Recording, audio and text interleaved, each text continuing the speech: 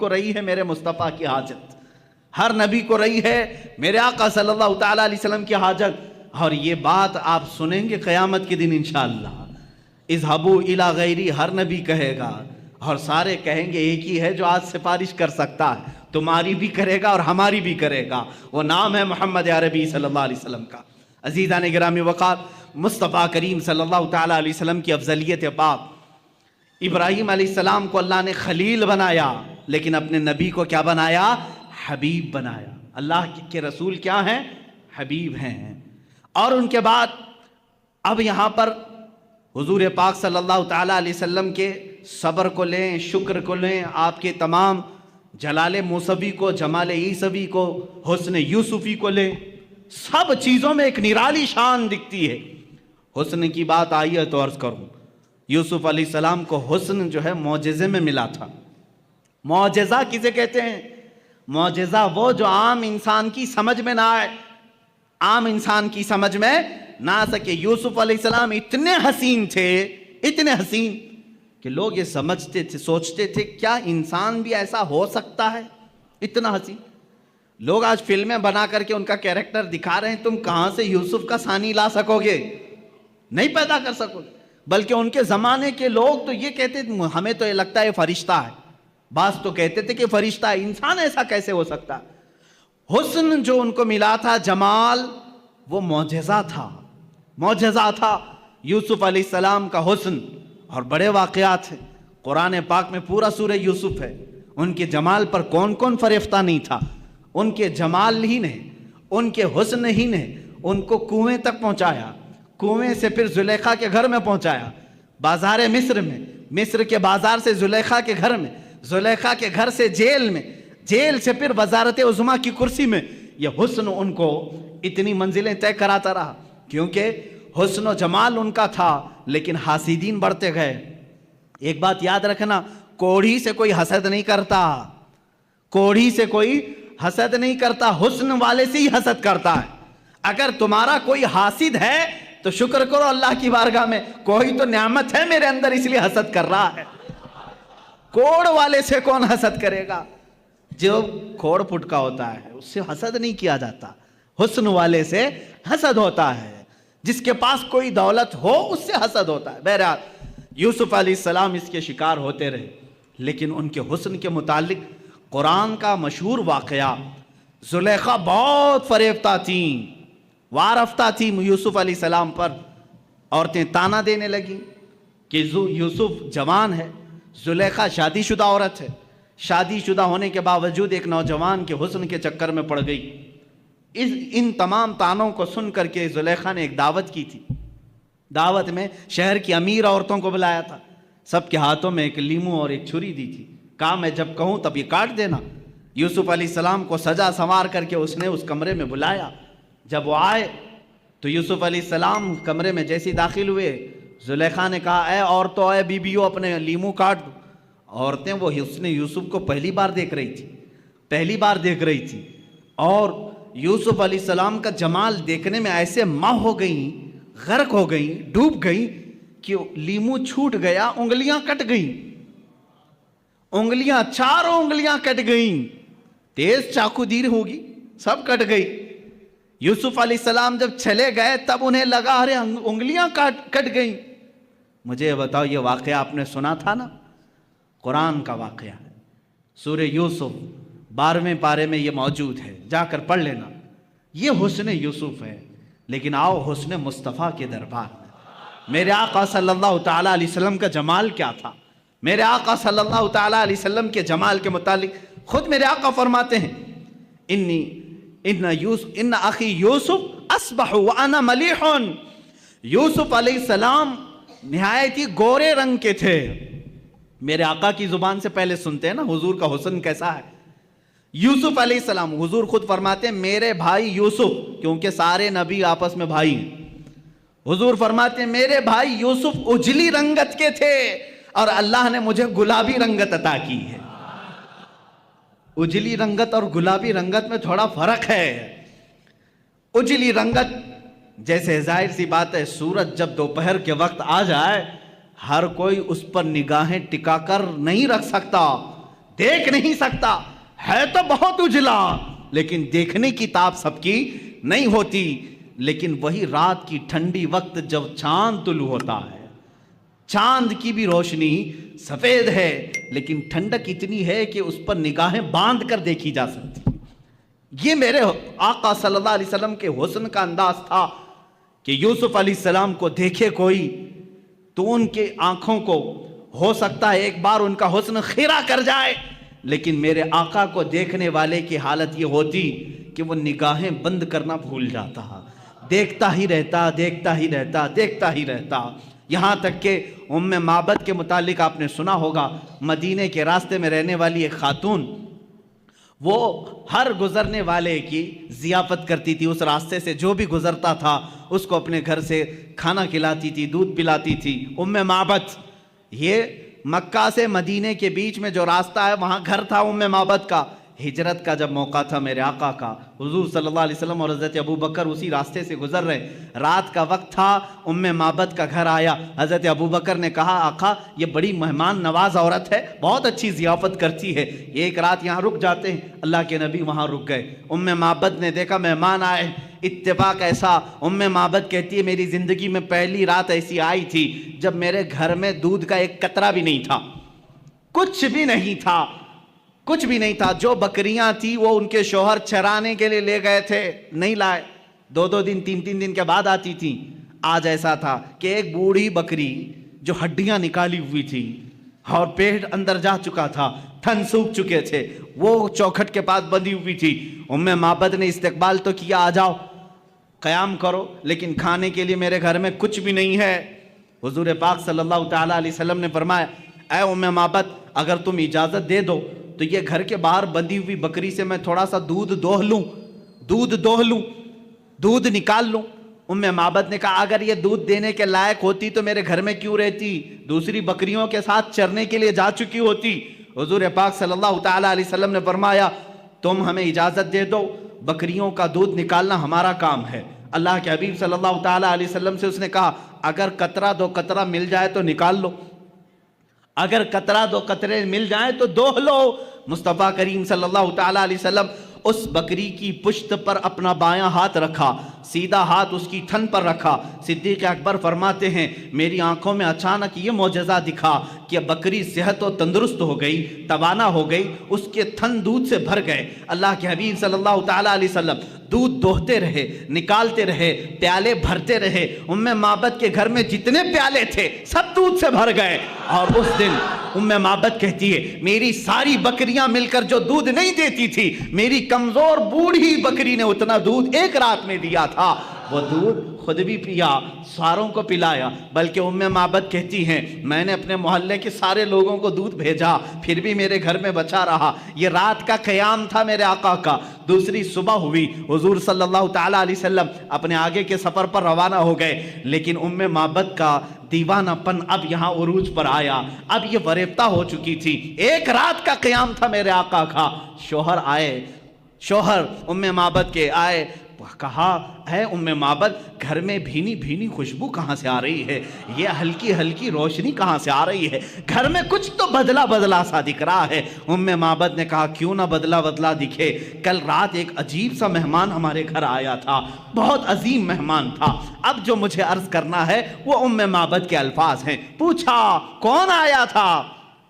اتفاق کی بات ہے ام معبد نے حضور کا نام ہی نہیں پوچھا تھا، کون ہیں آپ یہ پوچھا ہی نہیں تھا۔ وہ سب سے پوچھتی تھی لیکن حضور سے پوچھا ہی نہیں تھا، کیونکہ وہ اس وقت بڑی شرمندہ تھی کہ گھر میں کچھ نہیں ہے۔ اس نے تھوڑی دیر سوچا اور اپنے سے ہی نام خود بنا لیا۔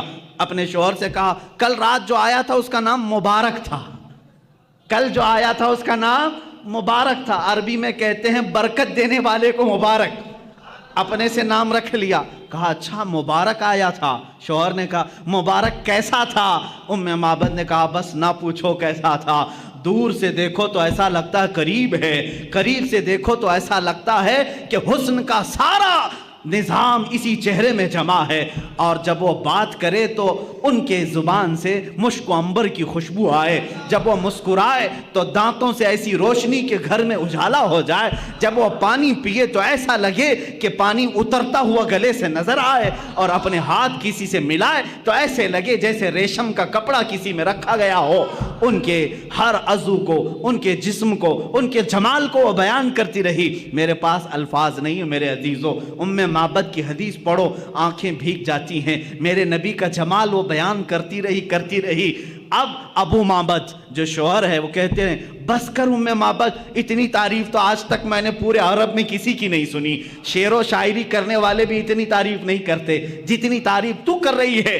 اب معبد سے کہا اب میری زندگی کا ایک ہی مقصد ہے کہ اس مبارک سے ایک بار ضرور ملوں گا، اس مبارک سے ایک بار ضرور ملوں گا۔ کہا اس مبارک کا نہ میں نے پتہ پوچھا نہ ایڈریس پوچھا، وہ کہاں سے آیا تھا کہاں گیا یہ بھی مجھے نہیں معلوم۔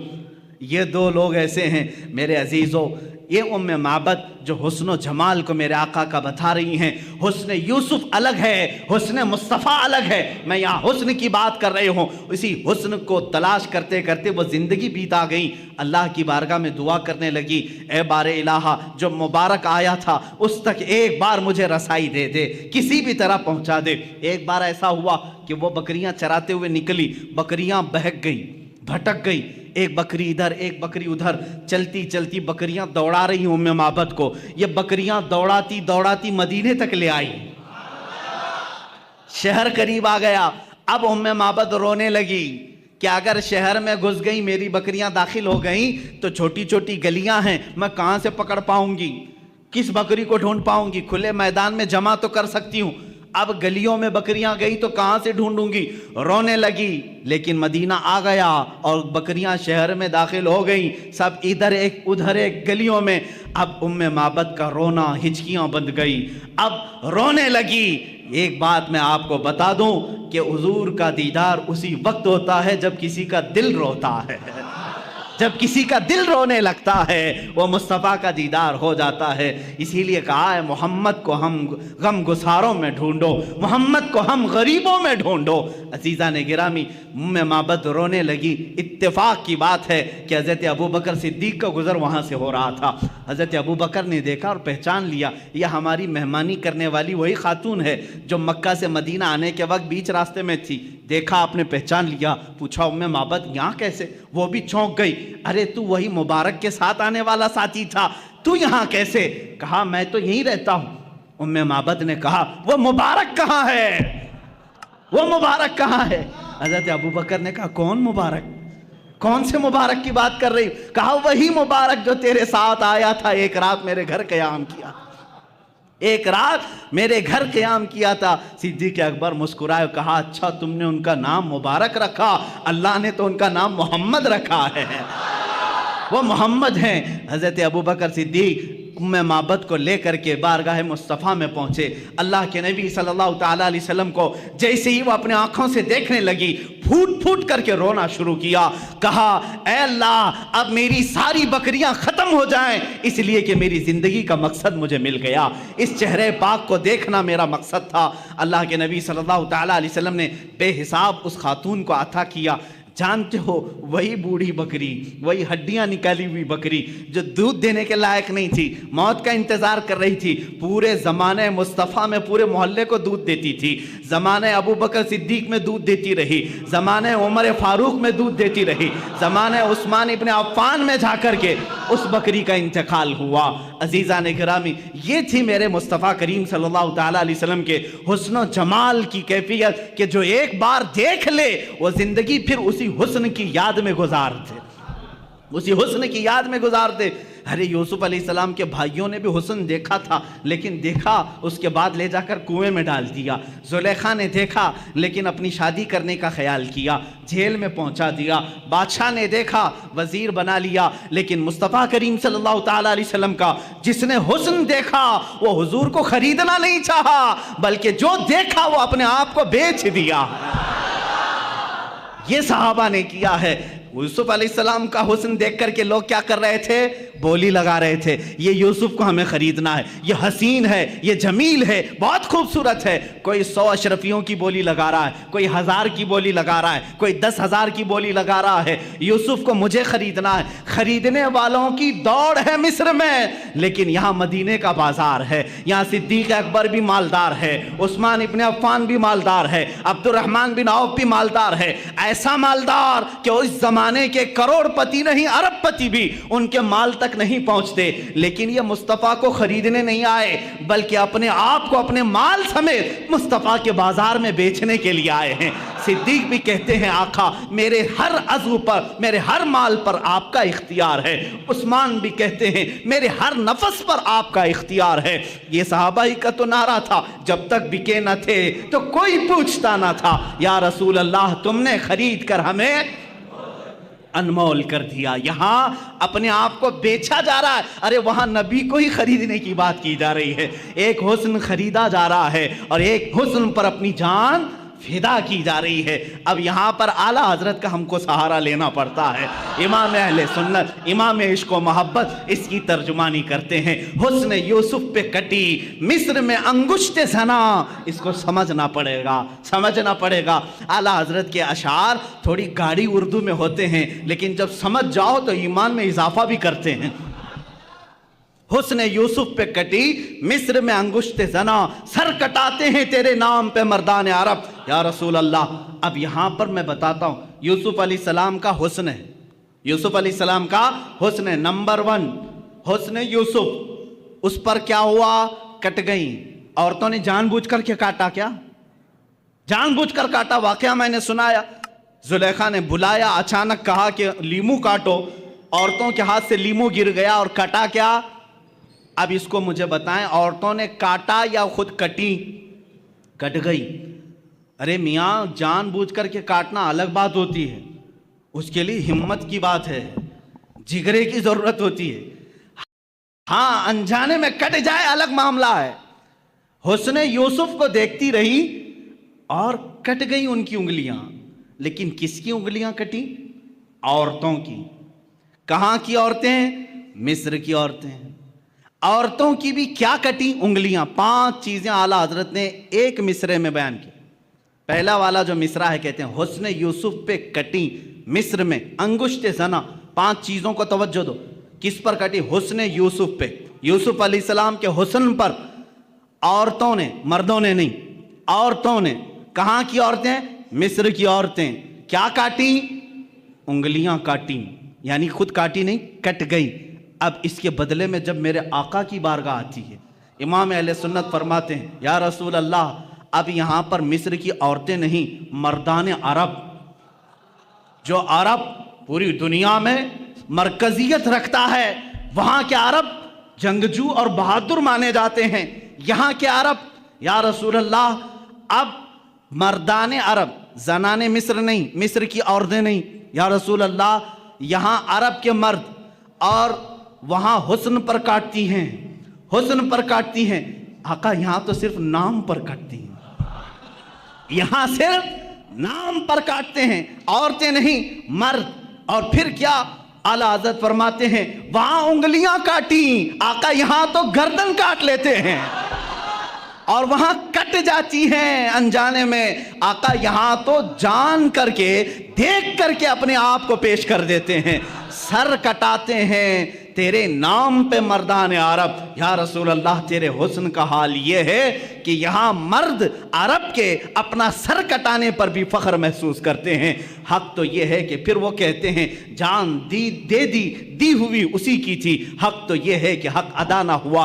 ये सहाबा वही हैं जो सूली पर चढ़ाए जाते थे, उनकी उंगलियां काटी जा रही, होंठ काटे जा रहे हैं, आंखों में सलाइयां फेरी जा रही हैं, कान काटे जा रहे हैं और हाथों पैरों का मुसला किया जा रहा है। तब भी वो सहाबा क्या कहते हैं? रसूल पाक सामने नहीं है, हुस्न को दिखाया نہیں جا رہا ہے کہ دیکھیں تو انگلیاں کٹ جائیں پتہ نہ چلے، ہونٹ کٹ جائے پتہ نہ چلے، آنکھوں میں سلائیاں پھر جائیں پتہ نہ چلے. نہیں، میرے آقا مدینے میں ہیں، صحابی رسول باندھے گئے مکہ میں، صرف نام مصطفیٰ پر سولی پر چڑھ گئے، ہونٹ کٹ گئے، آنکھوں میں سلائیاں پھر گئی، انگلیاں کٹ گئیں، ناخن پکڑ سے کھینچے گئے، پھر بھی یہ کہتے ہیں. مکہ والوں نے کہا اے خبیب، اے خباب، کیا اچھا ہوتا تمہاری جگہ تمہارا رسول ہوتا. جلال آیا، کہا اسی وقت جو جان مانگو تو جان دے دیں، جو مال مانگو تو مال دے دیں، مگر یہ ہم سے کبھی نہ ہوگا، نبی کا جاہو جلال دے دیں. یہ صحابہ کا نعرہ تھا. کہتے ہیں تم کہتے ہو میری جگہ نبی ہوتے تو اچھا ہوتا. سن اے نادان، میں رسول پاک، میں اپنے جسم کے ٹکڑے ٹکڑے ہو جائیں گوارا کروں گا، لیکن میرے مصطفیٰ کے تلوے ناز پر کانٹا بھی چھپے میں گوارا نہیں کرتا. یہ حسن مصطفیٰ کی بات ہے. رسول کریم صلی اللہ تعالیٰ علیہ وسلم کا حسن وہ ہے میرے عزیزو. حسن یوسف پہ کٹی مصر میں انگشت زنا، سر کٹاتے ہیں تیرے نام پہ مردان عرب. اس حسن کا حال ہی الگ ہے، اس حسن کی بات ہی الگ ہے. میرے آقا کا حسن وہ تھا کہ صحابہ فرماتے ہیں کہ جیسے گلشن میں گلاب ہے، جیسے گلشن میں گلاب ہے، مگر اعلیٰ حضرت فرماتے ہیں دنیا ساری دیکھتی ہے باغیچے میں گلاب کھلا ہے نا، باغیچے میں گلاب کھلا ہے. ایک گلشن، گلشن کس کو کہتے ہیں؟ باغیچے کو. باغیچے میں موگرا بھی ہے، چمپا بھی ہے، اور گلاب بھی ہے، چمیلی بھی ہے، لیکن جب گلشن میں گلاب کھلتا ہے سب سے حسین لگتا ہے. اعلیٰ حضرت رحمۃ اللہ تعالیٰ علیہ عجیب فکر رکھتے ہیں، عشق رسول میں ڈوب کر کہتے ہیں دنیا نے دیکھا ہے گلشن میں گلاب کھلتا ہے، لیکن یا رسول اللہ آپ کی ذات تو وہ ہے کہ ایک گلاب ہے سارا گلشن اسی میں کھلا ہوا ہے. میں آپ کو بتا دوں کہ دماغ کی ضرورت نہیں ہے کہ جو چیز ہماری سمجھ میں آئے وہی ماننا ہے، اور جو چیز نہ سمجھ میں آئے وہ نہیں ماننا. ایسا نہیں، ایمان اس کو نہیں کہتے. یعنی اگر تم یہ سوچو کہ جو چیز میرے سامنے مجھے لاجیکلی نہیں لگتی میں اس کو ایکسیپٹ نہیں کرتا، اگر اس طرح کی بات کہتے ہو تو تم دل سے ماننے والے ہو ہی نہیں، تم دماغ سے پڑھنے والے ہو. اور ایمان قلب سے تعلق رکھتا ہے. مثال کے طور پر اللہ کے نبی صلی اللہ تعالی علیہ وسلم نے ارشاد فرمایا، رات کے ایک چھوٹے سے حصے میں مسجد حرم سے مسجد اقصی گیا، بیت المقدس گیا، اور اس کے بعد پھر آسمانوں کا سفر کیا، اور پھر لوٹ کر کے آیا. پل بھر میں زنجیر بھی ہلتی رہی، بستر بھی رہا گرم، تا عرش گئے پھر آئے محمد صلی اللہ علیہ وسلم. اب کوئی انسان یہ کہے یہ لاجیکلی نہیں سمجھ میں آتا، اتنے شارٹ ٹائم میں یہ سفر کیسے ہو سکتا ہے، تو تم دماغ کی یہاں پر سوچیں دوڑا رہے ہو، دماغ کے گھوڑے دوڑا رہے ہو.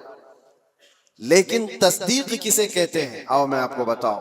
حضور پاک صلی اللہ علیہ وسلم معراج کے سفر کے بعد مکہ والوں سے یہی واقعہ بیان کر رہے تھے کہ کل کی شب اللہ تعالیٰ نے مجھے معراج کا سفر عطا کیا، مسجد حرم لے گیا، مسجد حرم سے مسجد اقصی، وہاں پر ائمہ انبیاء اکرام علیہ السلام کی امامت کیا. اس کے بعد پھر ساتوں آسمانوں کا سفر، عرش، کرسی، لوح قلم، جنت، دوزخ، یہاں تک کہ رب ذوالجلال کا دیدار، اور پھر واپس آیا. یہ مکہ والوں کو میرے آقا بیان کر رہے تھے. اس وقت جس کو جو سوال کرنا تھا انہوں نے سوال کیا کہ اگر آپ بیت المقدس گئے تھے تو بتائیے وہاں کے حالات کیسے ہیں، بیت المقدس کا دروازہ کیسا ہے، کھڑکیاں کیسی، محراب کیسے. نبی پاک صلی اللہ علیہ وسلم سب کی چیزیں بتا رہے تھے. تو ایک ہوا یہ سوالات کر کے علم کو بڑھانا، اور ایک ہے بغیر کچھ پوچھے کہنا ہاں آپ صحیح کہہ رہے ہیں. دو چیزیں ہیں. لیکن اس محفل کی خصوصیت یہ ہے کہ ابو جہل اس کو موقع مل گیا. اس نے دیکھا کہ اتنی بڑی بات حضور کر رہے ہیں تو گمراہ کرنے کے لیے ایک بڑا چانس ملا ہے. باہر نکلا اور سب کو بولنے لگا کہ محمد تو اب چھوٹی چھوٹی باتوں سے بہت بڑی باتوں پہ آ گئے. وہ تو آسمانوں کے سفر کی بات اور اے رات کے ایک حصے میں یہاں سے بیت المقدس کے سفر کی بات کر رہے ہیں اور واپس مکہ میں بیٹھے ہوئے. تو وہ گمراہ کرنے کے لیے پروپیگنڈے کرنے لگا. اتفاق ایسا کہ اس محفل میں سیدنا ابو بکر صدیق نہیں تھے. حضور صلی اللہ تعالیٰ علیہ وسلم جب بیان کر رہے تھے اس محفل میں حضرت ابو بکر صدیق نہیں تھی. حضرت ابو بکر وہ کہیں سے آ رہے تھے، ابو جہل راستے میں ملا اور اس کے بعد پکڑ کر کے کہا ابو بکر رکو، بہت اہم کام ہے، امپورٹنٹ کام ہے. کیونکہ اسے پتا ہے کہ ابو بکر سے زیادہ قریب رسول اللہ کے کون ہے.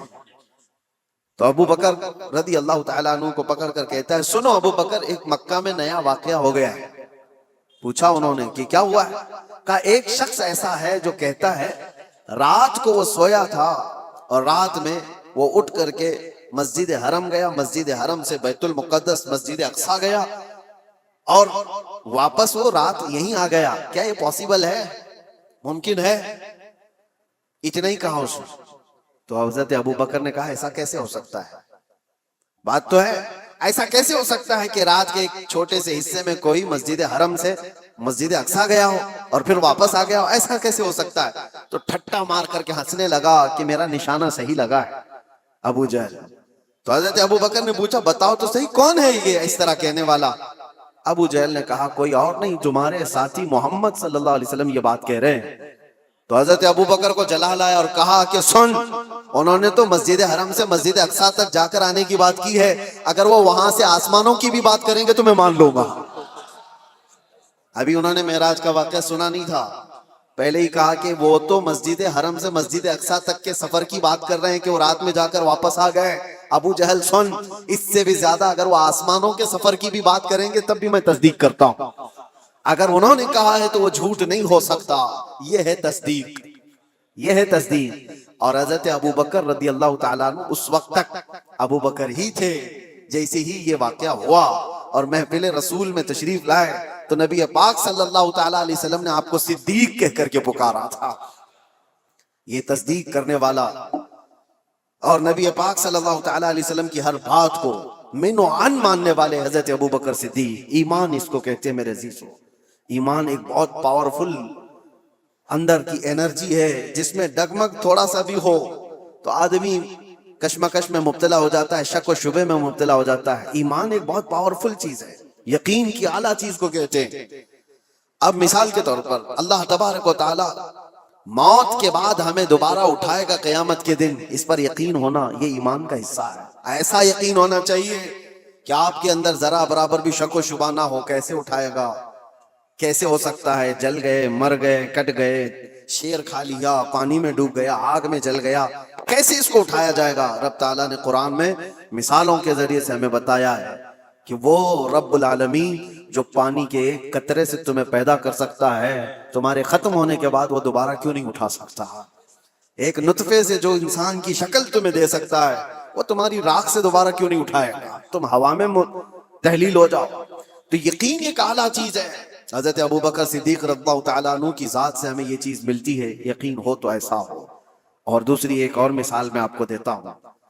بڑے بڑے لوگ جہاں پر کشمکش میں آ جاتے ہیں کہ کیا کرنا چاہیے کیا نہیں ہونا چاہیے، حضرت ابو بکر صدیق رضی اللہ تعالیٰ عنہ کا ایمان تو دیکھیں.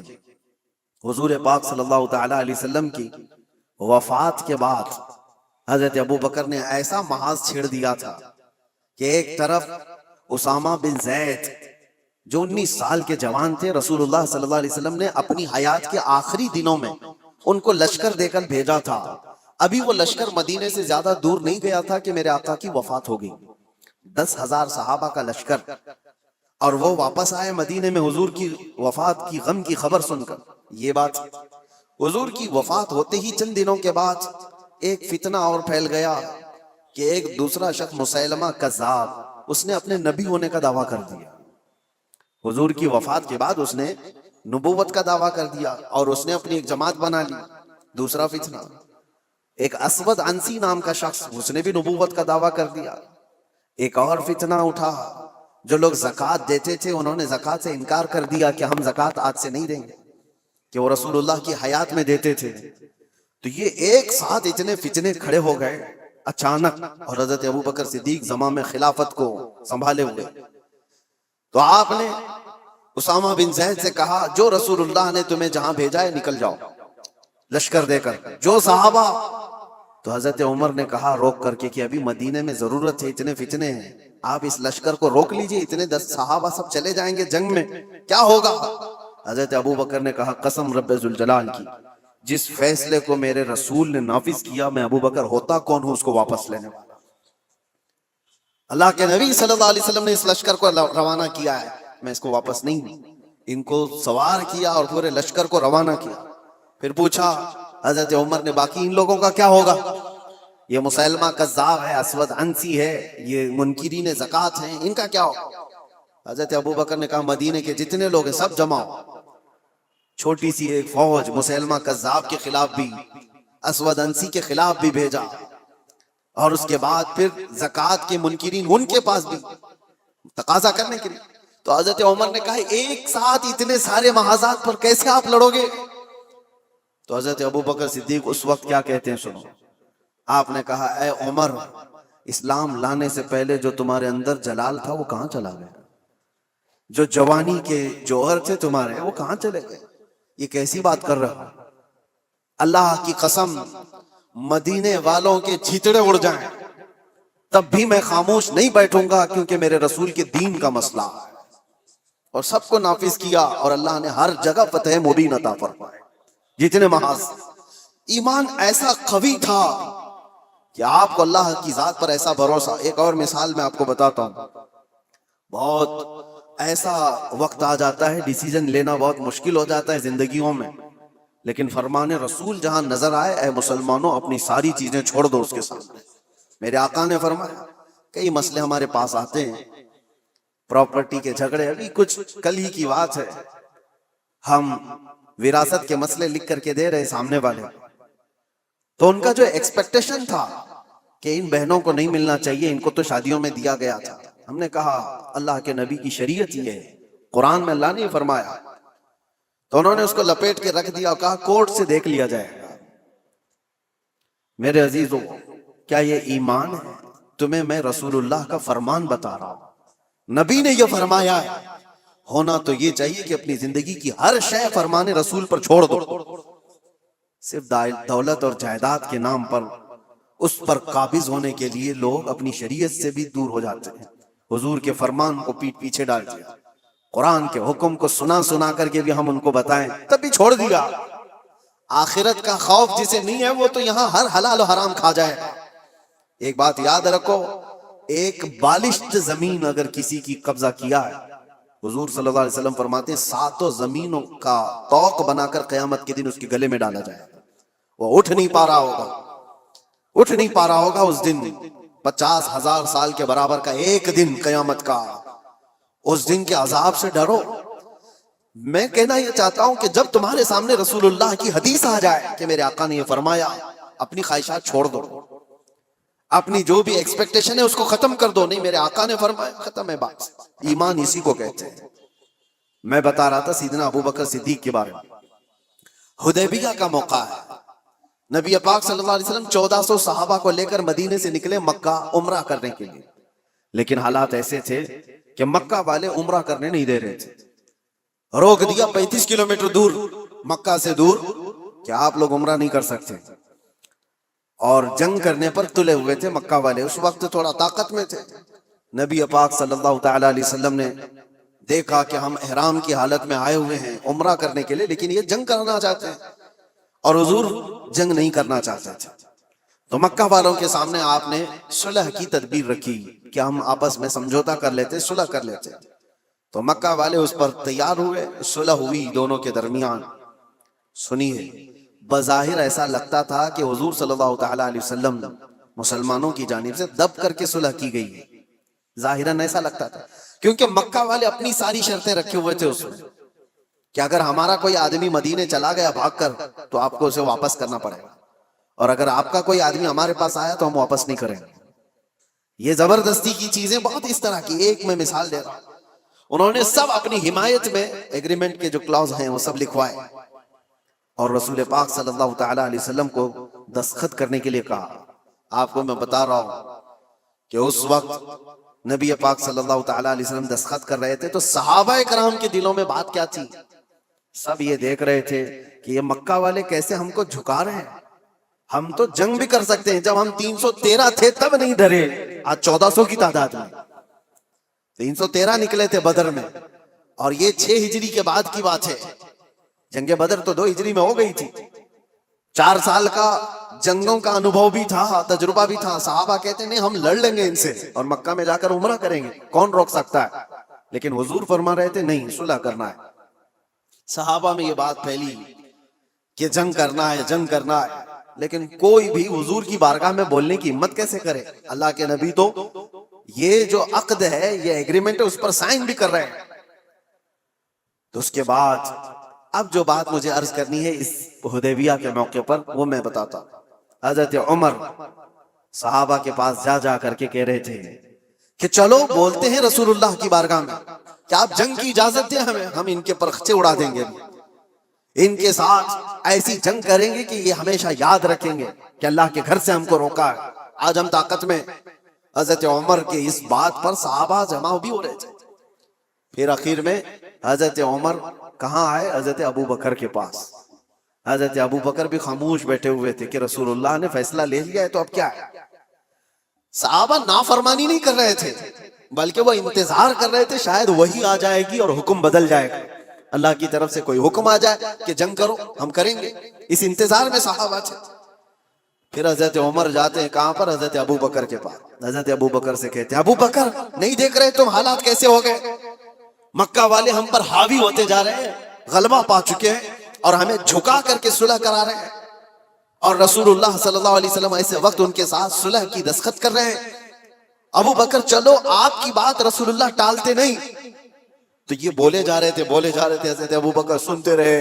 اس کے بعد جانتے ہو حضرت ابو بکر پلٹتے ہیں اور اتنے جلال کے ساتھ حضرت عمر کے کندھوں کو پکڑ کر جھجھوڑ دیا اور کہا الزم غرضک یا عمر، اے عمر ہوش میں رہ کر کے بات کرو، تم کس کے لیے بات کر رہے ہو؟ وہ اللہ کے رسول ہیں، انہوں نے جو فیصلہ لے لیا، دنیا ٹل جائے ابو بکر اس کے خلاف نہیں جا سکتا۔ سارے صحابہ کے دلوں میں بات یہ تھی کہ جنگ کی اجازت مل جائے، جنگ کی اجازت۔ حضرت ابو بکر کا جلال یہ تھا کہ عمر جو رسول اللہ فیصلہ لے رہے ہیں وہ اللہ کے نبی ہیں، آگے کا دیکھ کر کے فیصلہ لے رہے ہیں، اس کے خلاف نہیں جا سکتے۔ حضرت عمر کہتے ہیں اس وقت میں جوش میں یہ سب چیزیں کر رہا تھا، لیکن ابو بکر کی شکل دیکھ کر کے پھر مجھے اندازہ ہو گیا ایمان کسے کہتے ہیں، ایمان کسے کہتے ہیں۔ نبی پاک صلی اللہ تعالی علیہ وسلم نے جو فرما دیا اس کے بعد پھر ٹس سے مس نہ ہونا، یہ ایمان کی علامت ہے۔ حضرت عمر توبہ کر گئے، پیچھے ہٹ گئے۔ ایسا نہیں ہے کہ جا کر کے پھر صحابہ کو انہوں نے جمع کیا اور حضرت ابو بکر کی بھی بات ٹال دی، نہیں، انہیں احساس ہوا کہ حضرت ابو بکر نے اس دن جو فیصلہ لیا ہے وہ رسول اللہ کی بات پر لیا، اور پھر دیکھا بھی سارے صحابہ نے، صلح تو ہوئی تھی، 1 سال یہ ایگریمنٹ مکہ والے چلا نہیں سکے۔ دوسرے سال میرے آقا صلی اللہ تعالی علیہ وسلم 10,000 صحابہ کو لے کر مکہ تشریف لائے تھے، اور بغیر جنگ و جدال اور قتل و قتال کے مکہ فتح ہو چکا تھا، اور اس دن جو مکہ فتح ہوا آج تک اس کی روشنی اور اس کی برکتیں مکہ میں موجود ہیں۔ 1 سال پہلے صلح پر حضور نے جو دستخط کی تھی اس کا اثر آج تک بھی ہے۔ تو حضرت ابو بکر صدیق کا وہ ایمان تھا کہ نبی پاک صلی اللہ تعالی علیہ وسلم کے فرمان کے بعد پھر کوئی چیز نہیں۔ آج کیا ہمارے اندر ایمان کا وہ حصہ ہے؟ کیا ہم ویسی تصدیق کرتے ہیں کہ حضور نے جو فرما دیا وہ حق ہے؟ لوگ آج سائنس سے کمپیئر کر کے دیکھنا چاہتے ہیں۔ ہاں سائنس آ گیا ہے تو اب ایک نئی چیز یہ بھی چل پڑی ہے نا کہ ہر چیز کو سائنس سے دیکھا جائے۔ سائنس یہ کہہ رہا ہے تو میرے نبی نے 1400 سال پہلے کیا۔ ارے ہمارے نبی کے فرمان کو صحیح کرنے کے لیے سائنس جیسی 1000 چیزیں آئیں، اس کی کوئی حاجت نہیں۔ سائنس کی تھیوریاں ہر نئے سال میں بدلتی رہتی ہیں۔ ڈاروین نے پہلے کیا کہا تھا؟ انسان بندروں کی اولاد ہے، بندروں سے یہ ارتقاء یعنی ڈیولپ ہوتے ہوتے پھر انسان بن گیا۔ اس کے بعد اس نظریے کو، اس فارمولے کو رد کر دیا گیا 100 سال بعد۔ اس کے بعد پھر کئی سائنٹسٹ ایسے آئے جنہوں نے ایک تھیوری پیش کی، اس کو بعد میں چل کر کے ختم کر دیا گیا، اس کے خلاف دوسرے سائنسدان کی تھیوری قبول کر لی گئی۔ یہ تو سائنس میں چلتا رہے گا۔ سن رہے ہیں مسجد نبوی میں میرے آقا ممبر پر کھڑے ہو کر خطبہ دے رہے ہیں، صحابہ فرماتے ہیں ہم نے دیکھا پوری مسجد میں بچے کے رونے کی جیسی آواز آنے لگی، کہیں سے کوئی بچہ رو رہا ہو، ہلکی ہلکی ہلکی آواز۔ صحابہ ادھر ادھر دیکھنے لگے، کہیں کوئی بچہ دکھا نہیں۔ تھوڑی دیر کے بعد میرے آقا صلی اللہ تعالی علیہ وسلم ممبر سے اتر آئے، مسجد کے باہر دروازے کے تک پہنچے، وہاں ایک لکڑی پڑی ہوئی تھی۔ یہ وہی لکڑی ہے، یہ وہی عصا ہے جس کو حضور صلی اللہ تعالی علیہ وسلم اپنے ہاتھ میں لے کر خطبہ دیتے تھے۔ جب ممبر بن گیا تو اس لکڑی کو آپ نے چھوڑ دیا۔ حضور صلی اللہ تعالی علیہ وسلم اس لکڑی کو اٹھاتے، اپنے سینے سے لگایا، اپنے کانوں کے پاس لگایا اور پھر اس کو پکڑ کر کے خطبے کے لیے تشریف لائے. صحابہ نے پوچھا بیچ خطبے میں آپ اترے, لکڑی کو اٹھایا, یہ کیا معاملہ ہے؟ حضور فرماتے ہیں تم نے جو رونے کی آواز سنی وہ اسی لکڑی کی رونے کی آواز تھی. یہ لکڑی میرے جدائی کے غم میں رو رہی تھی.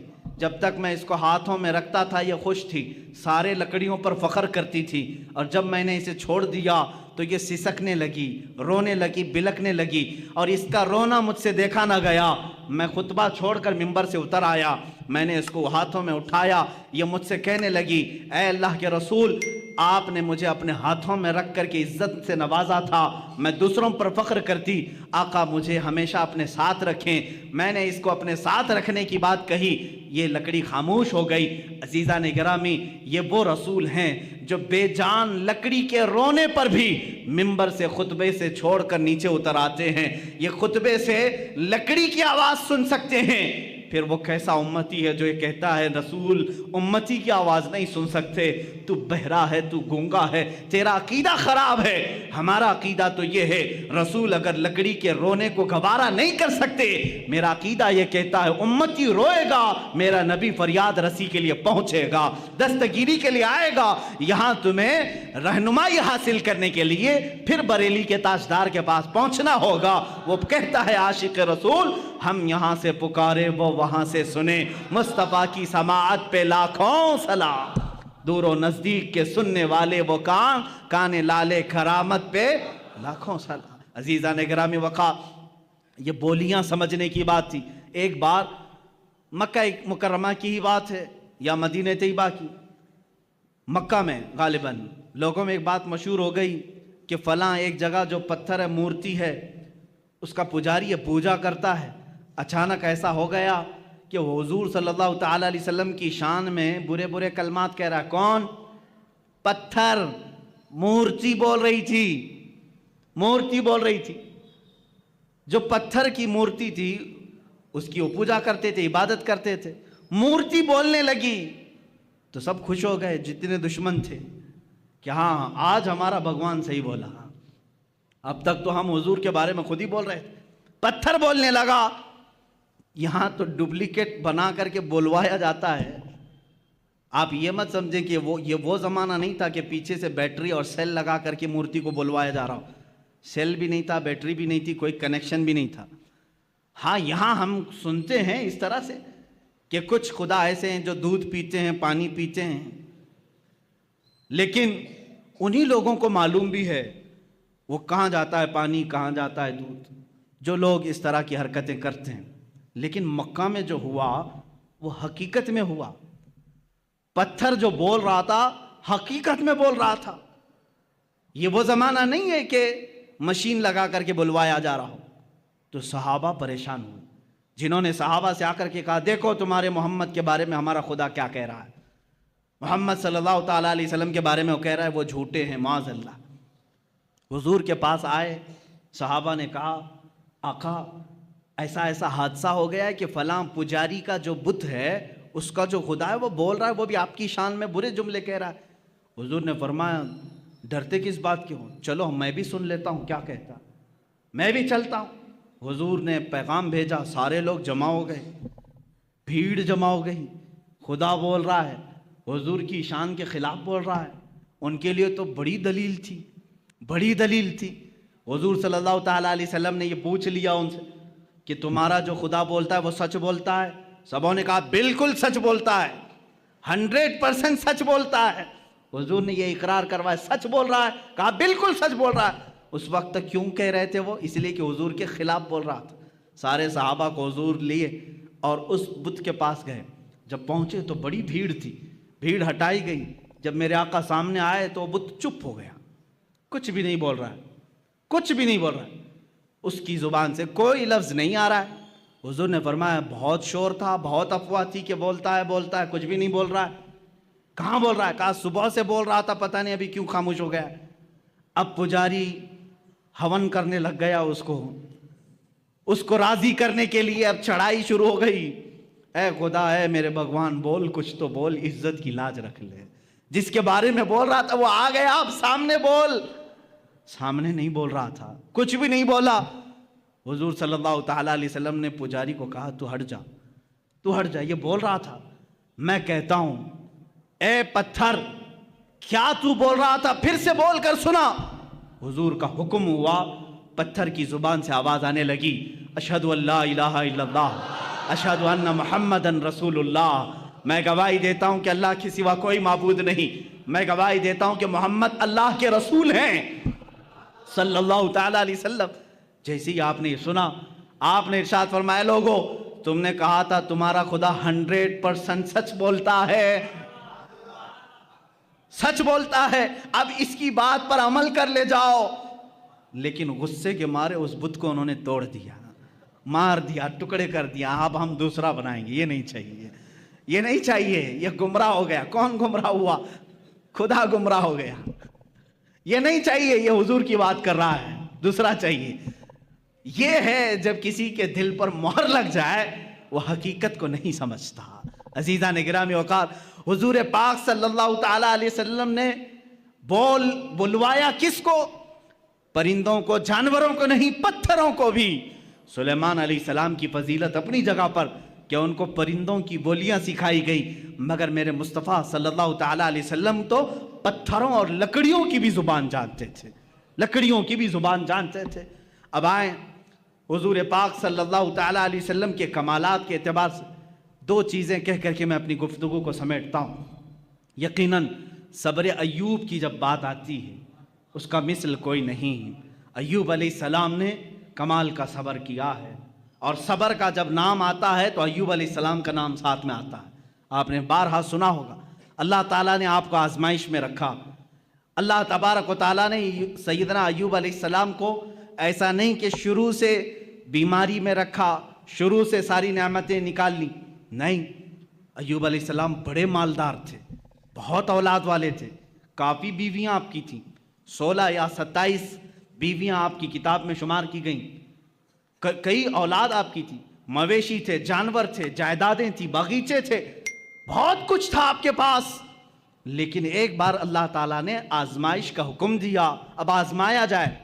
پھر ان کے ایک ایک چیزیں غائب کی گئیں، ضائع کی گئیں، ان کے جانور مرے، ان کی اولاد کا انتقال ہوا، ان کی بیویاں فوت ہوئیں، باغیچے ہلاک ہو گئے، جائیدادیں ختم ہو گئی، حتیٰ کہ آپ کے جسم پاک میں بھی بیماری ڈال دی گئی، بہت تیز بخار آپ کو رہتا، یہاں تک کہ آپ کا جسم گل چکا تھا، اتنی شدت کا بخار آپ کو دیا گیا۔ لیکن اس وقت تک آپ صبر کرتے رہے، صبر کرتے رہے۔ صبر میں آپ ہی کا تو نام لیا جاتا ہے، لیکن میرے عزیزو وہ صبر ان کا معجزہ تھا۔ لیکن میرے آقا صلی اللہ علیہ وسلم کی زندگی پاک کو اگر میں بتاؤں، مصطفیٰ کریم صلی اللہ تعالیٰ علیہ وسلم وہ ذات ہے جب وہ دنیا میں تشریف لانے والے ہیں، دنیا میں ان کے آمد سے 6 ماہ پہلے ہی ان کے والد کا وصال ہو چکا ہے، انتقال پہلے ہی ہے۔ آپ میں سے سب کے باپ ہوں گے یا ماں ہوں گی، والدین کا سایہ کتنی اہمیت رکھتا ہے جانتے ہیں آپ؟ میرے مصطفیٰ صلی اللہ تعالیٰ علیہ وسلم دنیا میں تشریف لائے تو یتیمی کی حالت میں آئے ہیں، وہ یتیم پیدا ہوئے ہیں، عبداللہ کے در یتیم ہیں، اپنے باپ کو پیدا ہونے سے 6 ماہ پہلے ہی اللہ تبارک و تعالیٰ نے ان کی روح قبض فرمائی۔ لیکن یہ صبر نہیں ہے تو اور کیا ہے؟ بچے نے آنکھ کھولی، مکہ کا ماحول ایسا تھا کہ بچوں کو دودھ پلانے کے لیے ماں کے پاس نہیں، دور رکھا جاتا تھا۔ اس رواج کے اعتبار سے پہلے دن حضور اکرم صلی اللہ تعالیٰ علیہ وسلم کو یا دوسرے دن ہی حضور کو حلیمہ سعدیہ کی گود میں دے دیا گیا، ماں کے پاس نہیں، حلیمہ سعدیہ کے گھر، جو مکہ مکرمہ سے بھی تقریباً 150 کلومیٹر کا دور کا سفر ہے۔ کون بچہ ہے آج دنیا میں جو اپنی ماں سے کو چھوڑ کر پہلے دن سفر کر رہا ہو؟ پہلے دن مجھے یاد ہے جب میں 11 سال کا تھا، مجھے دور پڑھنے کے لیے بھیجا جا رہا تھا، پورا سفر روتا ہوا گیا تھا، ماں کے آنچل سے لپٹ کر کے، باپ کے سینے سے لگ کر کے، بھائیوں کو چھوڑتا ہوا دیکھ کر کے، کون غم کے آنسو نہیں روتا؟ ایک بچہ جو اپنے گھر سے جاتا ہے ہوش و حواس میں، مجھے معلوم ہے میرے عزیز و ہجرت کیا چیز ہوتی ہے، جب چھوڑ کر کے اپنے عزیزوں کو جاتے ہیں۔ اس رسول کو، زندگی پاک کو پڑھو، یہ صبر نہیں ہے تو اور کیا ہے؟ جو پیدائش کے پہلے دن اپنی ماں سے 150 کلومیٹر دور حلیمہ سعدیہ کے ساتھ چلے گئے۔ حلیمہ سعدیہ نے 2 سال اپنے گھر رکھا، دودھ پلایا اور اس کے بعد واپس لا کر کے بی بی آمنہ کے گھر دے دیتی ہیں۔ سیدہ آمنہ رضی اللہ تعالیٰ عنہ حضور صلی اللہ تعالیٰ علیہ وسلم کی تربیت فرماتی رہیں، لیکن یہاں اب گھر میں کون کون ہیں؟ حضور صلی اللہ تعالیٰ علیہ وسلم کے خاندان۔ خود میرے آقا فرماتے ہیں 6 سال کی عمر ہی تھی کہ حضرت آمنہ کے ساتھ مدینے گئے تھے، جب اس کا نام یثرب تھا، وہ حضور کا ننیال تھا، حضرت آمنہ کے گھر والوں کا، خاندان والوں کا شہر تھا۔ واپسی کے وقت بی بی آمنہ بیمار ہوئیں، تنہا رسول پاک صلی اللہ تعالیٰ علیہ وسلم حضرت آمنہ کے ساتھ سفر میں ہیں، اور آپ کے والد گرامی کی ایک کنیز ہے حضرت عبداللہ کی لونڈی ام ایمن، ساتھ سفر میں ہیں، 3 لوگ سفر پر ہیں، مدینے سے مکہ جا رہے ہیں، 450 کلومیٹر کا سفر، 6 سال کی عمر کا بچہ کر رہا ہے اپنی ماں کے ساتھ، بیمار ماں کے ساتھ، اپنے باپ کی کنیزہ کے ساتھ۔ بیچ میں مقام آتا ہے، مقام ابوا۔ آمنہ کہتی ہیں اب مجھ سے چلا نہیں جا رہا ہے، اب میری طاقت جواب دے گئی ہے۔ وہیں ماں سو گئیں، رسول کریم صلی اللہ تعالیٰ علیہ وسلم سرہانے کے پاس بیٹھے، کبھی پانی سے منہ پر چھڑکیاں دیتے، کبھی اپنی ماں کا سر اپنی گود پر رکھتے، اور پیشانی کو دیکھا گرم تپ رہی ہے۔ تھوڑی دیر میں اسی 6 سالہ محمد عربی صلی اللہ علیہ وسلم نے دیکھا آمنہ بی بی کی روح قبض انصری سے پرواز کر گئی ہے، سر وہیں رہ گیا، آنکھیں کھلی رہ گئی۔ کون ہے وہ بچہ جو 6 سال کی عمر میں اپنی ماں کی آنکھیں بند کر رہا ہو؟ سفر میں کوئی نہیں، ایک کنیز کے علاوہ خود ہی اٹھتے ہیں اور زمین کو کھودتے ہیں، قبر خود تیار کی، قبر خود تیار کی، ایک کنیز کے سہارے اپنے ماں کے جسم ناز کو اٹھایا، قبر میں دفن کیا۔ ہے کوئی مجھے بتاؤ 6 سال کی عمر میں کوئی تجہیز و تکفین کے انتظام کرتا ہو، کوئی اپنی ماں کا جنازہ اٹھاتا ہو؟ 6 سال کی عمر میں کوئی سفر کا بوجھ اٹھاتا ہو؟ 6 سال کی عمر میں وہ احمد مختار نے اپنی ماں کا لاش مبارکہ اٹھایا اور قبر میں دفن کیا، اور تنہا سفر کر کے واپس مکہ آئے۔ مکہ میں آنے کے بعد یہ صبر کی زندگی نہیں ہے تو اور کیا ہے؟ میرا عزیزو، صبر ایوب کی داستانیں ہم سنتے ہیں۔ ایوب علیہ السلام کے پاس شروع سے بہت کچھ تھا، جائیدادیں تھیں، اولاد تھی، بے شمار ان کے پاس مال تھا، مگر مصطفیٰ کریم یتیمی کی حالت میں دنیا سے آئے۔ 6 سال کی عمر پاک میں ماں بھی دنیا سے رخصت ہو گئی۔ 8 سال کی عمر میں جو دادا شفیق تھے، جو دادا نہایت رفیق تھے، آپ کی سرپرستی کرتے تھے، وہ تربیت کرتے تھے، عبد المطلب، وہ بھی اس دار فانی سے کوچ کر گئے۔ عبد المطلب کو بھی دفن کیا، صرف چچا رہ گئے ابو طالب، جن کی پرورش میں رہے، اور تجارت کرنے کے لیے پہلی مرتبہ 12 سال کی عمر میں یہ رسول پاک نکلتے ہیں۔ میرے آقا صلی اللہ تعالیٰ علیہ وسلم 12 سال کی عمر سے تجارت کر رہے ہیں۔ اب آؤ شادی کرنے کا موقع آیا ہے، 25 سال کی عمر میں 40 سال کی بیوہ خاتون سے، جس کی آلریڈی 2 طلاق ہو چکی تھی، خدیجۃ الکبریٰ رضی اللہ تعالیٰ عنہ سے نکاح کیا۔ کیا یہ صبر نہیں ہے؟ یہ صبر نہیں ہے تو اور کیا ہے؟ 40 سالہ خاتون سے نکاح کیا، لیکن اگر عورتوں کا شوق ہوتا تو اسی وقت 4-5 اور کر لیتے، لیکن جب تک بی بی خدیجہ نکاح میں تھی کسی دوسری عورت سے آپ نے نکاح نہیں کیا۔ آپ نے 25 سال کی عمر سے لے کر آپ کی عمر مبارکہ جب 50 سال کی ہوئی تب تک بی بی خدیجہ کے ساتھ رہے۔ اب سنیں، حضور پاک صلی اللہ تعالیٰ علیہ وسلم وہ دنیا کے عظیم باپ ہیں جن کو اللہ نے 4 بیٹیاں اور 3 بیٹے دیے۔ صبر کی بات آتی ہے، باپ ہل جاتا ہے، باپ اپنی اولاد کے لیے سب کچھ کر جاتا ہے۔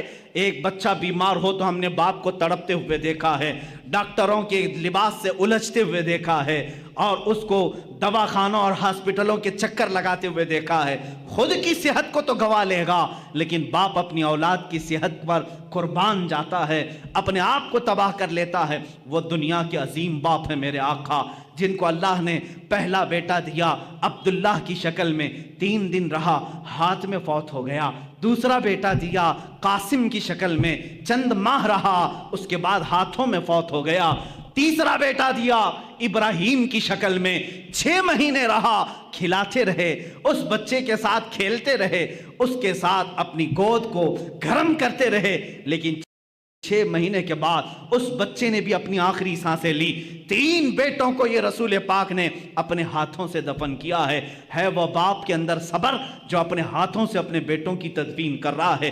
بچی تھی بیٹیاں، 4 بیٹیاں اللہ نے دی تھی، بی بی زینب، بی بی ام کلثوم، بی بی رقیہ، سیدہ بی بی فاطمہ الزہرا رضی اللہ تعالیٰ عنہا. صبر کے پیکر کو دیکھو. میں تمہیں صبر پوری زندگی میں بتاؤں گا. یہ وہ عظیم باپ ہے جب رسول کریم صلی اللہ علیہ وسلم نے اپنے نونہال ننھے بچوں کو اپنے ہاتھوں سے دفن کیا، کبھی واویلا نہیں کیا، کبھی ماتم نہیں کیا، شکر بجا لاتے رہے اپنے مولا کا. اللہ کے حبیب صبر کے پہاڑ بن کر رہے. لیکن جب آپ مدینہ طیبہ ہجرت کر کے آئے، مجھے بتاؤ کیا مکہ والوں نے پریشان نہیں کیا؟ آپ کے گلے میں رومال ڈال کر کے لوگ گھماتے رہے جس سے میرے آقا کا گلا سوج جاتا تھا. کبھی میرے آقا صلی اللہ تعالیٰ علیہ وسلم کی پشت مبارکہ پر انہوں نے کچرے ڈالنے کی کوششیں کی. اللہ کے نبی صلی اللہ علیہ وسلم پر 3 سال تک انہوں نے سوشل بائیکاٹ رکھا. جب میرے آقا صلی اللہ علیہ وسلم نے پتے کھائے مکہ میں، اپنے گھر کے پاس پہاڑ کی چوٹی میں رہے، چمڑے گلا کر کے کھائے جاتے تھے. یہ صبر نہیں